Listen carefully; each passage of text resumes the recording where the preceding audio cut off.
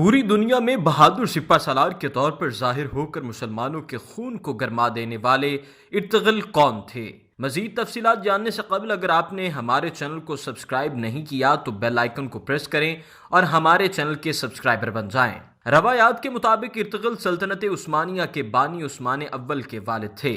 دنیا کے ایک بہت بڑے حصے پر حکمرانی کرنے والے اس خاندان اور سلطنت کئی صدیوں تک قائم رہی۔ سلطنت عثمانیہ کے بانی عثمان کا تعلق آج کے ترکی میں اناطولیہ کے علاقے میں آباد ترک خانہ بدوش قبیلے سے تھا، اور اس کی حکومت اناطولیہ کی درجنوں چھوٹی چھوٹی حکومتوں میں سے ایک تھی جن کی طاقت میں زیادہ فرق نہیں تھا۔ سلطنت عثمانیہ کی بنیاد 14ویں صدی کے اوائل میں رکھی گئی اور یہ 20ویں صدی میں ختم ہوئی۔ اس دوران ایک ہی خاندان سے تعلق رکھنے والے 37 سلطان اس کی مسند پر بیٹھے۔ ایک مورخ کے مطابق کسی خاندان کا مسلسل اتنی دیر حکومت کرنا معجزے سے کم نہیں ہے۔ ارطغرل کے بارے میں عثمانی روایت مورخ اسٹینفورڈ جیشا لکھتے ہیں کہ عثمانیوں کا جد امجد 12ویں صدی میں سلمان شاہ تھے جو کائی قبیلے کے سردار تھے۔ روایت کے مطابق منگول حملوں کے پیش نظر دیگر بہت سے ترک قبائل کی طرح یہ قبیلہ بھی غلامی اور تباہی سے بچنے کے لیے نئے علاقوں کی طرف روانہ ہوا، اور سلمان شاہ شام میں داخل ہوتے ہوئے دریائے فرات میں ڈوب گئے اور اس کے بعد ان کے 2 بیٹے واپس چلے گئے۔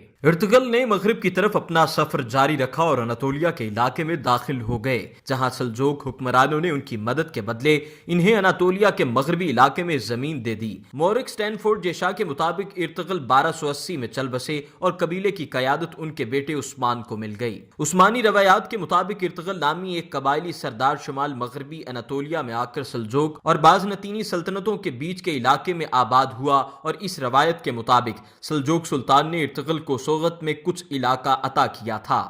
عثمان کے دور سے ملنے والے واحد سکے سے ثابت ہوتا ہے کہ ارطغرل یقیناً تاریخی شخصیت تھے۔ اس سکے پر درج ہے جاری کردہ برائے عثمان ولد ارطغرل۔ عثمان کا اپنے نام پر سکہ جاری کرنا ثابت کرتا ہے کہ وہ اس وقت صرف ایک قبائلی سردار نہیں تھے بلکہ اناطولیہ میں اپنے آپ کو سلجوق منگول سلطنت کے سائے سے باہر ایک خود مختار امیر سمجھنا شروع ہو چکے تھے۔ مورخ کہتے ہیں کہ عثمانی اس لحاظ سے خوش قسمت تھے کہ ان کا علاقہ قسطنطنیہ کے قریب تھا، جس سے کبھی بھی کامیابی کی صورت میں بڑا انعام یقینی تھا۔ روایت کے مطابق عثمان نے اپنی ابتدائی کامیابیوں کے بعد ایک خواب دیکھا تھا۔ اس خواب میں انہوں نے دیکھا کہ ایک درویش شیخ ادیبالی کے سینے سے چاند نمودار ہوتا ہے اور اس کے اپنے سینے میں داخل ہو جاتا ہے۔ اس کے ساتھ ہی اس پیڑ سے ایک بہت بڑا درخت نکلتا ہے جس کا سایہ پوری دنیا پر چھا جاتا ہے۔ اس درخت کی شاخوں کے نیچے چشمے بہتے ہیں جن سے لوگ پانی پیتے ہیں اور کھیت سیراب ہوتے ہیں۔ عثمان نے جب شیخ ادیبالی سے تعبیر پوچھی تو انہوں نے کہا کہ خدا نے عثمان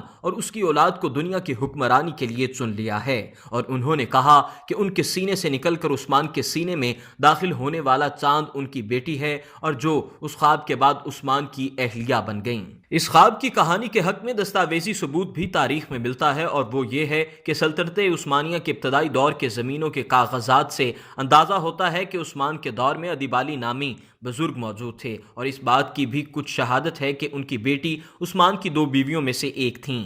ارطغرل کا اناطولیہ 13ویں صدی کا اناطولیہ تھا۔ جس اناطولیہ میں یہ ترک قبائل پہنچے تھے وہاں بہت عرصے سے کئی نسلوں اور مذاہب کے لوگ آباد تھے، جن میں یہودی، آرمینیائی، کرد، یونانی اور عرب شامل تھے۔ اس علاقے کے مغرب میں ماضی کے مقابلے میں بہت کمزور بازنطینی سلطنت تھی، جس کا اختیار اچھے دنوں میں اناطولیہ سے ہوتا ہوا شام تک تھا، اور مشرق میں سلجوق جو اپنے آپ کو رومی سلجوق کہتے تھے 13ویں صدی کے وسط میں منگولوں کے ہاتھوں شکست نے سلجوقوں کو کمزور کر دیا اور وہ منگولوں کو نذرانے دینے پر مجبور ہو گئے تھے۔ ماضی کی 2 طاقتور حکومتوں کا اختیار ان کی سرحدوں کے درمیان واقع غیر یقینی صورتحال کے اس علاقے میں نہ ہونے کے برابر تھا، لیکن یہ صرف جنگجوؤں کی آماجگاہ نہیں تھا۔ مہم جوئی کرنے والوں کے علاوہ یہاں وہ لوگ بھی تھے جن کے پاس جانے کے لیے کوئی اور جگہ نہیں تھی۔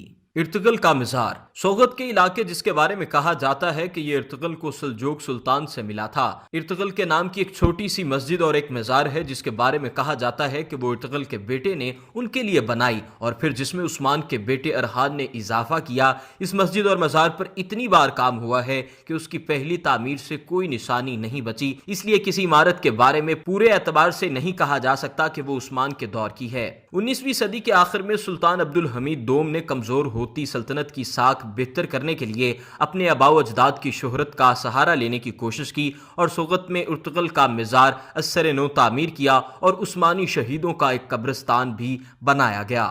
علی برہان، میڈیا 92 لاہور۔